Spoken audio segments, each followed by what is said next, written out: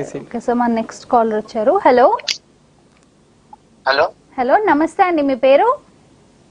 నమస్తే అండి, నా పేరు భార్గవ్ అండి. భార్గవ్ గారు ఎక్కడి నుంచి కాల్ చేస్తున్నారు? నేను నల్లగొండ నుండి కాల్ చేస్తున్నానండి.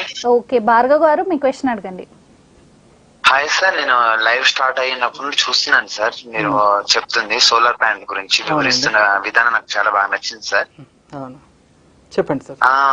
మాకు ఒక 4 ఎకరాలు ఉన్నాయి సార్. ఓకే. మా దిక్కు ఏంటంటే ఎక్కువ శాతం కరెంట్ అనేది చాలా సరిగ్గా అందదు సార్. అంటే వస్తూ పోతూ ఉంటుంది, దానివల్ల కొంచెం ప్రాబ్లం అవుతూ ఉంటాయి పొలాలకు. ఓకే అండి. ఇలా సోలార్ ప్లాంట్ వేసుకొని మనము బోర్ బావి దగ్గర పెట్టుకునే అవకాశం ఎంతవరకు ఉంటుంది సార్? ఖచ్చితంగా వేసుకోవచ్చండి. మీకు భూమి కూడా ఉంది కాబట్టి మీ పర్సనల్ అవసరాలకి అయితే ఖచ్చితంగా మీరు సోలార్ ప్యానెల్స్ అయితే వేసుకోవచ్చు. మీకు బోరు అన్నీ నడుస్తాయి. సేమ్ కరెంట్ ఏ విధంగా నడుస్తుందో మనము ఇప్పుడైతే 1 కిలోవాట్ నుంచి 100 కిలోవాట్స్ వరకు కూడా మీ యూసేజ్ని బట్టి యూజ్ చేసుకోవచ్చు. మీ పొలం ఎంత పెద్ద ఉంది, దానికి ఎంత కరెంట్ యూసేజ్ అవుతుంది, ఎన్ని యూనిట్లు పవర్ అనేది యూసేజ్ అవుతుంది అని చూసుకున్న తర్వాత మనం ఇది అయితే ఇన్స్టాల్ చేసుకోవచ్చు. కాకుండా అక్కడ మనకి ఇది సపోర్ట్ చేస్తుందో ఆన్ గ్రిడ్ సోలార్ ప్యానెల్స్ అది ఒకసారి ఎలక్ట్రిసిటీ బోర్డుతోని మనం చూసుకోవాల్సి వస్తుంది.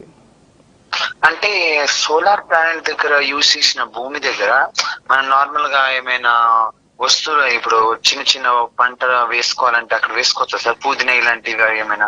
సార్ సోలార్ ప్యానెల్ అనేది ఖచ్చితంగా ఒక రూఫ్ లాగా ఉంటుంది కాబట్టి దాని కింద నీడలో అంటే ఒక నర్సరీలో పండించే పంటలు అయితే పండొచ్చు.